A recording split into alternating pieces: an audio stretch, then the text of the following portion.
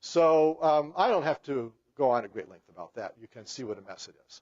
So there are the 3 civil wars, and there are the irrelevance of the United States, because I don't see that it's been able to do anything about any of the 3, and I don't see how this thing is going well. Thank you.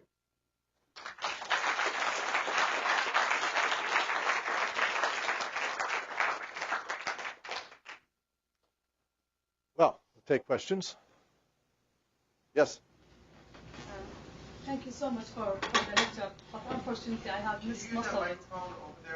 Oh, can you come, you wanted them to come up to the mic? Oh, there's a mic there. Okay. Yeah. Thank you so much for the lecture, but unfortunately I lost most of it. But I have suffered until I could come here. I have just come from Iraq, and I come from Mosul, and I am Arab Sunni. But what I have heard from what you said, actually I can give you more than 90% truth of what you are saying.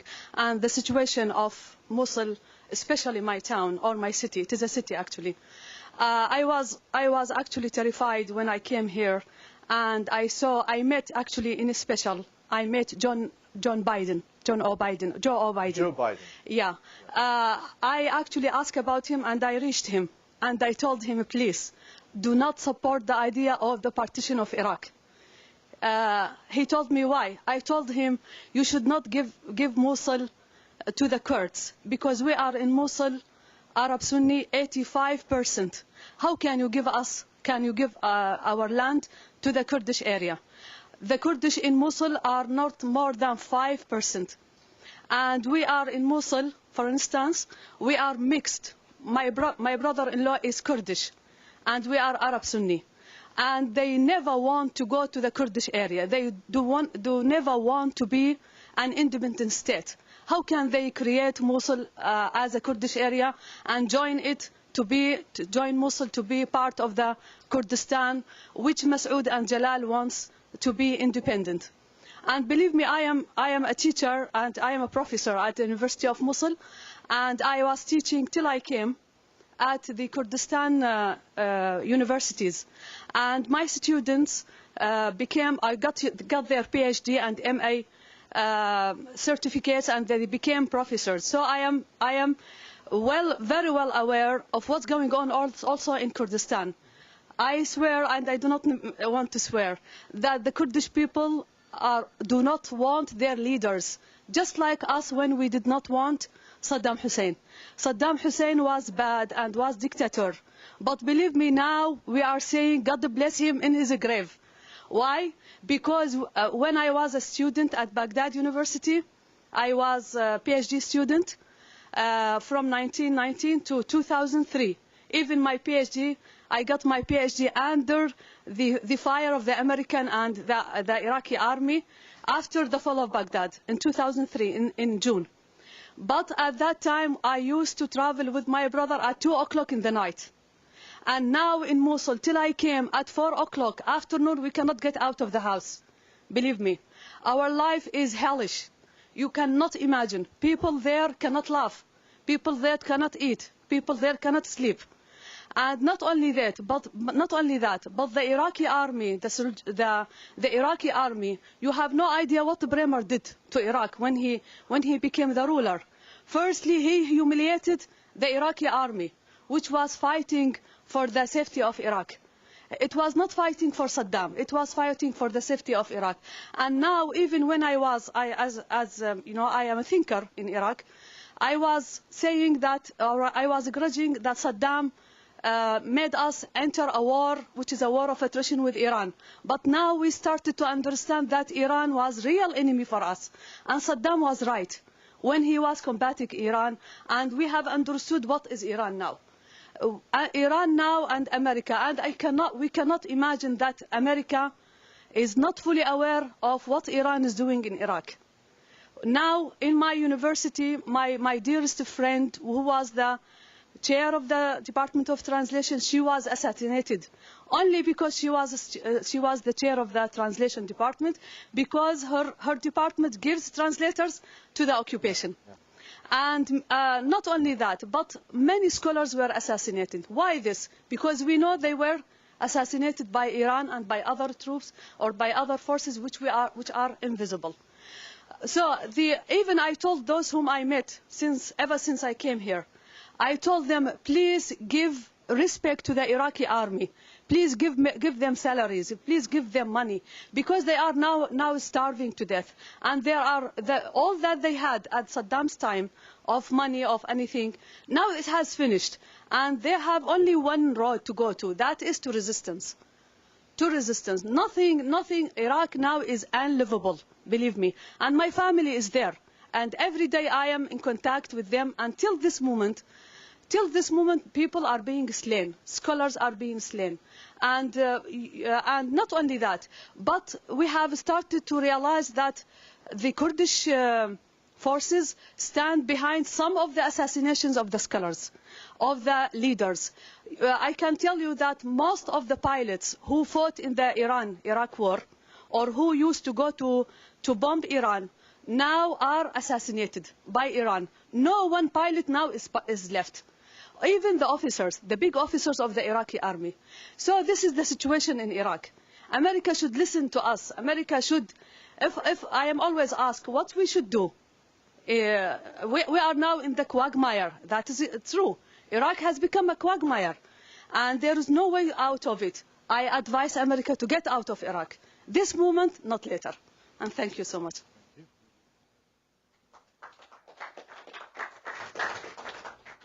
Would you come with me to the offices of the National Review and explain to them about how it's not calm and I'm 90% right? I don't think they think that.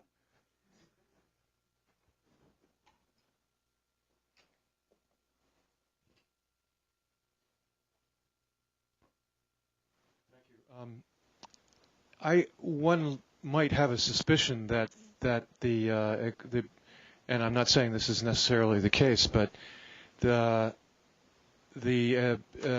attack on the mosque, who would benefit most from a war between Shia and Sunni and aggravating it? And I think you had on your slide that the U.S. ambassador had been blamed.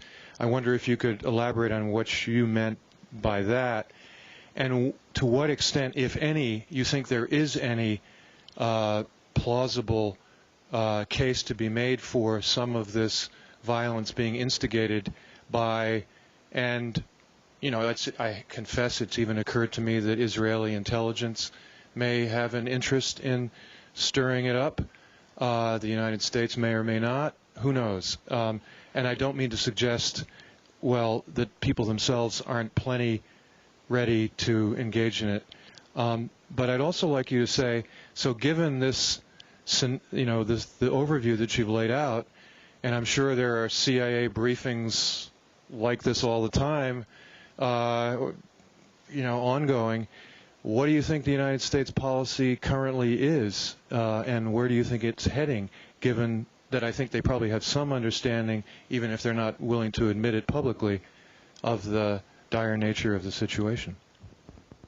Well, certainly the U.S. Officer Corps knows exactly what's going on in Iraq. No, I don't think the United States had anything to do with the bombing of the Samarra Shrine. The Ba'athis may have done it, and the Salafi jihadis, are extreme iconoclasts, so they don't believe that you should make any image or graven idol that has anything to do with the divine. So a Shiite shrine just drives Wahhabis up the wall, and in 1802, Sunni Wahhabis came up from Saudi Arabia and attacked the shrine of Hussein in Karbala in Iraq. So the Salafi jihadis might have done it, the Ba'athis might have done it, but it was, I believe, an act of the Sunni resistance, and it was designed to throw the country into greater turmoil in hopes that it would make it too hot for the Americans to stay. Well, the American policy in the last 8 months has been the troop escalation, which the argument was made that the Iraqi government is not functioning well, let us say, at the federal level, and it's hard to get a quorum in Parliament because they have to come into the green zone. Most of them don't live there, and they're searched by the Marines, and sometimes they have to wait to get in which case they can be assassinated while they're waiting. Their parliament building has been bombed inside the Green Zone. And most of them, as far as I can tell, are afraid to come to parliament. And many live abroad. Some live in London and some live in Amman, so it makes it hard to get back from meetings.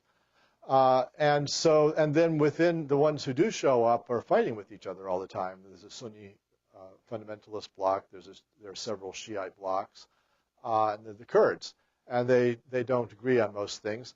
Aside from the Constitution, which never did really receive a voice vote that was counted properly, and which was then passed in national referendum, I can't think of any significant legislation that the Iraqi parliament has passed. Things have been reported out to it from the cabinet, but it hasn't been an active legislature. Not having a quorum makes it hard to pass things. But so they're fighting with each other all the time. So the idea was, well, one of the reasons they're fighting with each other all the time is the bombs going off in the capital all the time. Shiite markets being hit by Sunni guerrillas, Sunnis being ethnically cleansed by Mahdi militia, and so forth. So that if you could reduce the violence in the capital, you could create a calm and a political atmosphere in which then people might be able to sit across from the table and come to some kind of political compromise. That was what was advertised as the basis of the troop escalation. So, from one point of view, it has worked in the sense that the Corpse Patrol is only finding 4 or 5 bodies a day anymore, and that kind of massive ethnic violence is not happening so much. There are fewer bombings, although there are not no bombings. There are still mortar strikes. In fact, the Green Zone regularly takes mortar fire. And so it's a dangerous city still. And the last statistic I saw suggests there are about 400 attacks a month in Baghdad. And so if I came to you and I said, how would you like to move to a city where there are only 400 attacks a month, you might not be so eager. But of course, that's down from 1,000 attacks a month or something. So, from the U.S. military's point of view, if you're counting statistics, things are much improved. And of course, how many people die a month from political violence is actually contentious because the Iraqi government and Ministry of Health statistics are suspicious. Iraq body count still thinks 1,100 died last month. The Iraqi government and the U.S. military is saying 600 or something.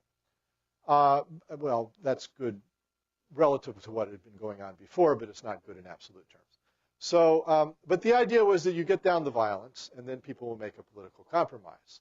So, A, the violence hasn't entirely been gotten down. B, getting down the violence mainly seems to have consisted of making the Sunni Arabs vulnerable to being ethnically cleansed in Baghdad, which is not actually a kind of situation which would make people more likely to compromise. If you go to the Sunni Arabs and say, well, you're not being killed in the same numbers anymore, and they say, well, that's because we're not there anymore, this is not going to produce a good feeling. And then the whole premise of the thing that they're not able to compromise politically mainly because of the violence may not have been true in the first place. So there has been some relative success in reduction of violence. That's the U.S. policy, and it has worked to some extent. It has worked artificially. Blast walls have been put around Adamiyah, which was a Tony shopping area. So, there's not so much shopping there because you can't get past the blast walls. No bombs going off, but also shopkeepers not moving any merchandise. Very high rates of unemployment as a result. Or a city like Fallujah, all this summer from May until September, there was no private vehicular traffic. You had to just walk in Fallujah. It's a city of some 200,000. So, yeah, obviously, if you don't let the vehicle circulate, there can't be car bombs. So you reduce the incidence of violence and deaths from violence and so forth. But, a lot of these measures that have been taken are artificial and couldn't possibly last very long. Eventually people will drive, and when they drive, then you can have car bombs again, and won't the car bombs then come back? And the evidence is they do.